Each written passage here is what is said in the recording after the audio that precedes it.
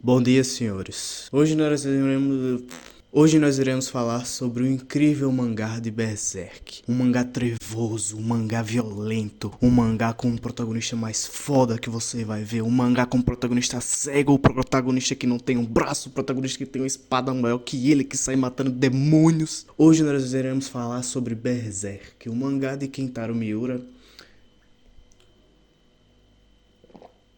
Que Deus o tenha, né? O mangá do finado Kentaro Miura, que é um mangá sobre a história e trajetória do protagonista Guts em volta de um mundo assolado por trevas e ele mesmo sendo assolado por demônios que o perseguem durante a sua jornada. Hoje esse vídeo vai ser o primeiro de alguns sobre esse mangá. Eu não sei quantos vai ser, só sei que depois que eu li me deu uma vontade de falar sobre ele. E eu vou falar sobre esse anime, pelo menos em mais uns 2 vídeos, tá ligado? É o que eu pretendo fazer. Eu não sei qual vai ser o tema de alguns, mas eu sei que esse vai ser sobre a estética junto com os personagens. Eu vou comentar sobre esse mangá, basicamente. Eu vou comentar sobre o mangá nesse vídeo, e vai ser um vídeo nem um pouco diferente do que já tem no YouTube. Mas eu sei que o próximo vídeo vai ser o meu iceberg sobre Berserk, beleza? Então, espera aí. E nesse vídeo eu pretendo expressar pelo menos um pouco do meu amor, um pouco do que eu senti lendo esse mangá, beleza? Então, peço que vocês se acomodem, peguem uma pipoquinha, peguem um suco, um vinho, né? Como eu estou fazendo aqui, e comecem a ler. E é isso, beleza? Deixa o like se você gostar do vídeo e se inscreva, que eu vou continuar lendo, né? É isso. Ai, negócio ruim. Berserk é um mangá japonês aclamado, criado por Kentaro Miura, que se destaca por sua narrativa sombria e complexa. Ambientado em um mundo medieval engolido por trevas, o mangá segue a jornada de Guts, um guerreiro solitário em busca de vingança contra forças demoníacas que assolam sua vida. Com sua arte distintiva e personagens profundamente complexos, Berserk mergulha nas profundezas da condição humana, explorando temas como o trauma, redenção e a luta perpétua entre o bem e o mal. Há mais ou menos 3 semanas atrás eu iniciei a leitura desse mangá, que desde os meus 12 anos mais ou menos eu já queria ler, mas eu tinha medo. Por mais que eu tenha até recebido uns spoilers da história, quando eu peguei para ler pela primeira vez de verdade mesmo, meus amigos, que experiência única. Quem já leu provavelmente quer saber como foi a ler a parte do Eclipse, mas eu vou deixar essa parte mais pro final. Então, sem mais enrolação, solta a transição com o texto e música daquele jeito que vocês já estão acostumados.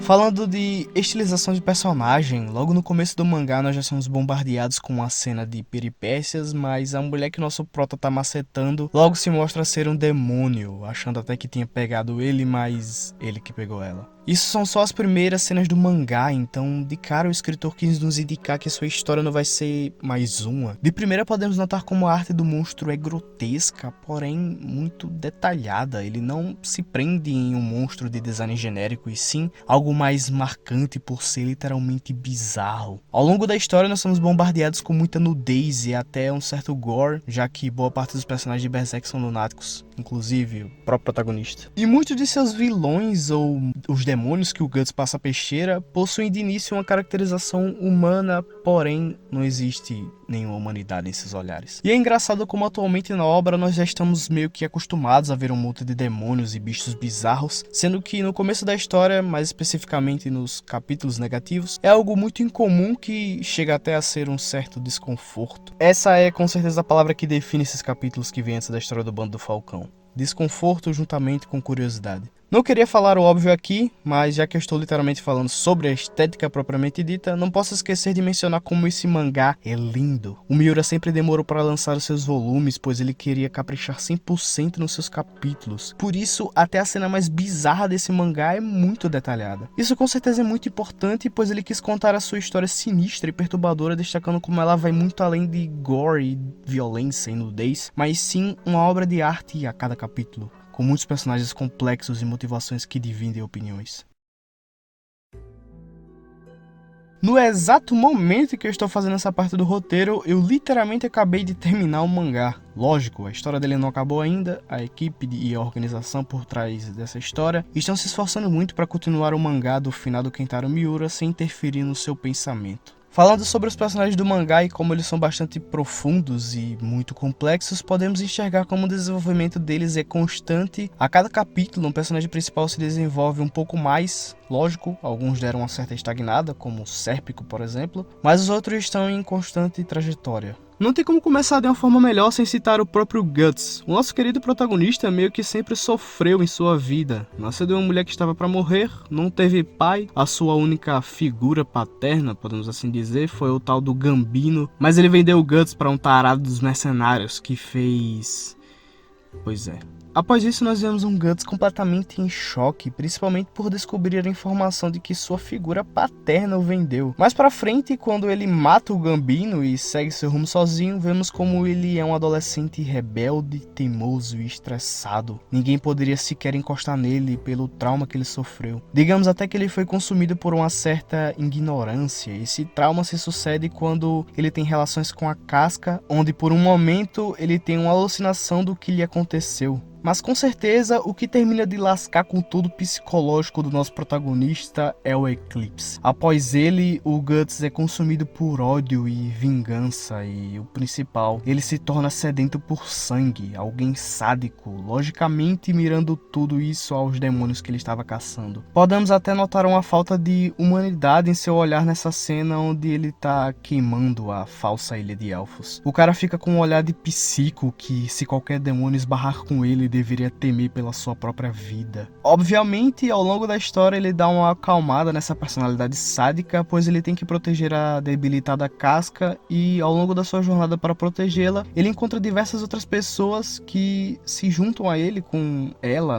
na sua jornada, fazendo ceder sua confiança novamente. Atualmente no mangá nós vemos um Guts quebrado e abalado mentalmente pelo fato do maldito Griffith ter raptado a casca, porque após ele ter adquirido, a Dragon Slayer, ele basicamente nunca sequer perdeu uma luta, confiando literalmente suas habilidades a ela. E quando o desgraçado de cabelos brancos aparece e o Guts não consegue nem sequer cortá-lo, ele perde a sua autoconfiança. Então no momento atual da obra, nós vemos um Guts muito quebrado, um Guts muito chocado consigo mesmo, tá ligado? Já que eu citei o Grafite mais atrás, vamos falar um pouco sobre ele. Griffith, um garoto que cresceu na sarjeta, que não tinha dinheiro para sequer comprar comida de direito, um dia observa um castelo no alto e promete a si mesmo que um dia teria o seu próprio país, o seu próprio reino. Confesso que é um pouco difícil comentar sobre o Griffith após o Eclipse. Ele já era meio misterioso antes disso e depois ele fica um pouquinho mais. Griffith é um homem com modos de fala e gestos totalmente refinados, dignos de nobreza. Um cara que literalmente iria fazer tudo pelo seu sonho e podemos enxergar isso de pouco em pouco no arco da Era de Ouro. Quando o seu bando do Falcão tem o alistamento do nosso querido Guts, podemos realmente conhecer esse personagem. Vemos ele como alguém que realmente se importa com seus aliados, onde após a morte dos mesmos ele apresenta até compaixão. Mas, ao longo da história, o Griffith vai nos mostrando que os seus aliados não são nada além de peças para a realização de seu sonho. Ele até gosta de seus companheiros, mas acredita que eles sejam inferiores a ele.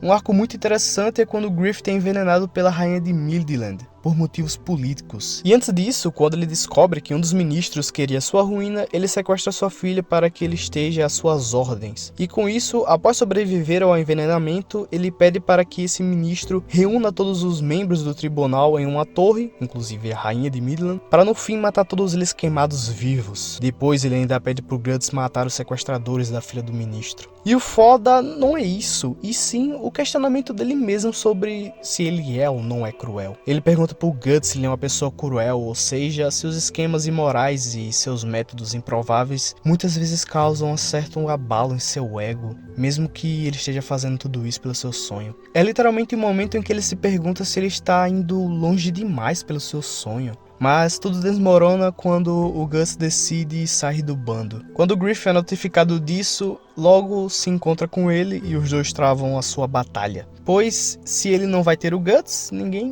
o terá. E ao vencer, o Guts mostra pra ele que ele não é invencível e que o Guts vai atrás do seu próprio sonho, não vai ficar mais servindo para o sonho de outra pessoa. Como vocês já sabem, depois disso é só ladeira abaixo. O Griffith pega a filha do rei, o rei descobre e prende ele no fundo de uma masmorra lá. O Griffith é torturado por 1 ano e quando finalmente resgatam ele, o cabra tá só a pica, meu parceiro. E é nesse momento que eu queria chegar falando sobre ele. Quando acontece o eclipse e o Griffith aceita sacrificar os seus amigos para se tornar o Fento, muita gente caiu em cima dele, obviamente. Só você falar o nome Griffith perto de alguém que leu Berserk e do nada ela saca uma espada do bolso e começa a gritar: Onde? Onde? Eu entendo. O cara literalmente sacrificou a vida daqueles que um dia chamou de aliados para se tornar uma espécie de divindade e poder reencarnar novamente para concluir seu objetivo. Mas ainda existe uma faca de 2 gumes aqui. Se o Griffith não tivesse amassado a filha do rei e o rei não tivesse prendido ele pra ser torturado, meio que uma hora o Griffith conseguiria o seu sonho, tá ligado? E não precisaria matar seus amigos. Lógico, não tô querendo adivinhar um suposto futuro alternativo, só tô dizendo que se ele não tivesse feito essas cagadas, talvez a merda fosse menor, tá ligado? Talvez. Não sei. Mas enfim, como vocês sabem, o cara tava muito debilitado, totalmente incapaz. Digamos que de um líder com boa fala e habilidades muito refinadas, ele virou um tolete ambulante. Isso fez com que, no momento em que ele viu que poderia voltar a ser poderoso, ele sacrificou seus amigos, pois, como eu disse no começo sobre ele faria tudo por seu sonho, e que seus amigos não são nada além de peças para isso. Mas o que realmente lasca tudo é o fato desse desgraçado ter feito o que fez depois disso. Se tivesse ficado só com sacrifício, beleza, mas depois... Pois é. Atualmente o Griffith meio que conseguiu o que queria. Por mais que o reino que ele quisesse ter não ficava só em um grande território, provavelmente o cabra quer dominar o mundo inteiro, ele conseguiu o que queria. E nesse reino atual, né, a Falcônia, meio que as coisas estão dando certo lá dentro. Pessoas trabalhando, paz e tudo de bom. Mas uma hora a merda vai dar. E eu não duvido nada que vai ser que nem God of War. O Guts vai declarar guerra contra a Falcone e vai sair matando um por um ali. Assim eu espero, né?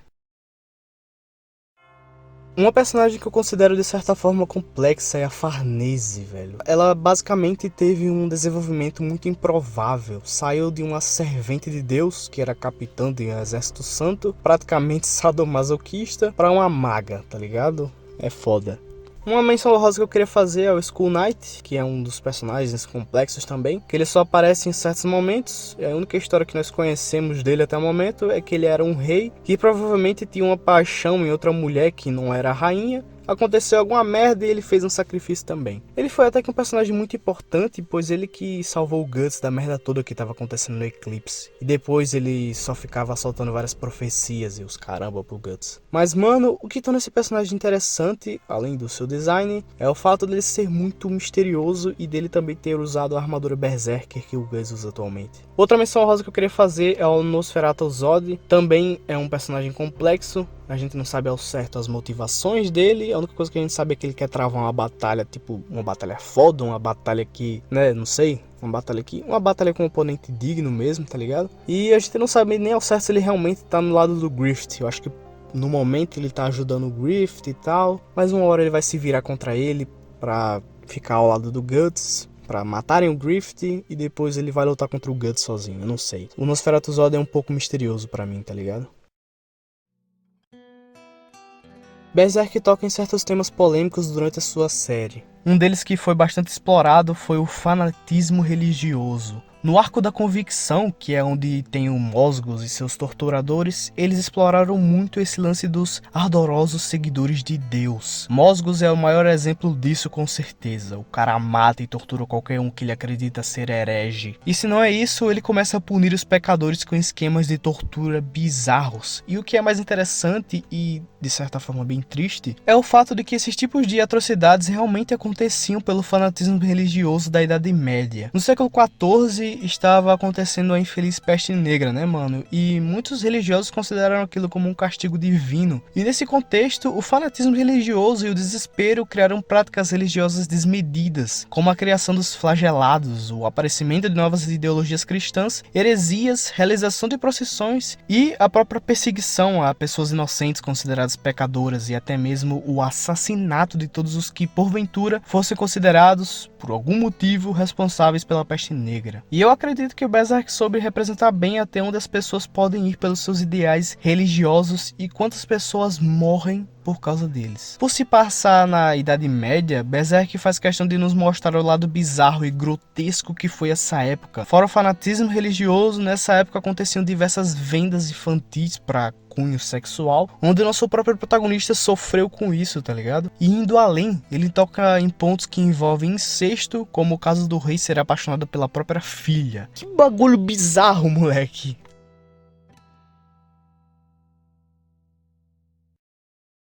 Se eu dissesse pra vocês que eu li essa obra completamente limpo de spoilers, eu estaria mentindo. Infelizmente eu já tinha visto algumas cenas do Eclipse, mas isso não fez esse arco ser menos impactante. Ver uma cena do mangá é muito diferente de saber o que realmente é aquilo, ou que merda tá acontecendo ali. Quando criança eu já tinha escutado sobre Berserk e eu já tinha visto algumas imagens, mas eu sabia que naquela época eu não tinha estômago pra ver um mangá ou anime tão violento e bizarro como esse. Quando eu realmente peguei pra ler, a história simplesmente me engoliu. Eu passei as últimas 3 semanas lendo quase que 24 horas até terminar esse mangá de tão bom que ele é. Tirando a violência, o gore, a nudez e a bizarrice de lado, Berserk é uma obra emocionante e linda, que realmente mexe com nossos sentimentos e eu diria até que o nosso psicológico. Todo mundo que leu sentiu o impacto do Eclipse, as cenas inesperadas e a forma como tudo deu errado tão rápido. Nós esquecemos até que o Guts tá ali, pois estamos presos nas cenas tristes do bando do Falcão inteiro morrendo e a Casca sendo violada. E quando voltamos para o Guts, vemos ele como o único que tem a coragem de enfrentar literalmente o que eu chamaria de inferno. E o que torna tudo mais triste e revoltante nesse eclipse é como o Griffith sacrificou seus amigos e no fim abusou da Casca. Quando finalmente acaba e o Guts com a Casca são salvos pelo Skull Knight, nós ficamos aliviados, mas não percebemos esse sentimento, pois ainda estamos com as marcas do que acabou de acontecer. Depois de uns 10 capítulos após o eclipse, eu ainda estava empaquetado, literalmente eu dormi pensando naquilo, tá ligado? É algo que realmente marca a obra e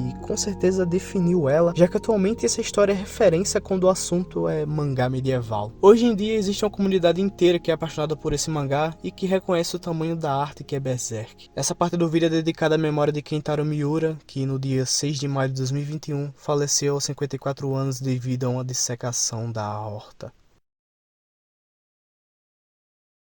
Mas enfim, Berserk é uma obra lotada de personagens complexos e temas de certa forma polêmicos que vale muito a pena ser lido. Se você não leu, peço que vá com a consciência preparada e aproveite a viagem, já que os quadros são como obras de arte. Espero que vocês tenham gostado desse vídeo, se gostaram peço que deixem um like aí que isso me ajuda demais, e se inscrevam caso queiram receber mais vídeos desse canal, beleza? Esse é o meu primeiro vídeo da série sobre Berserk, então se quiser acompanhar os próximos vídeos, já sabe o que fazer. É isso, tamo junto sempre e valeu!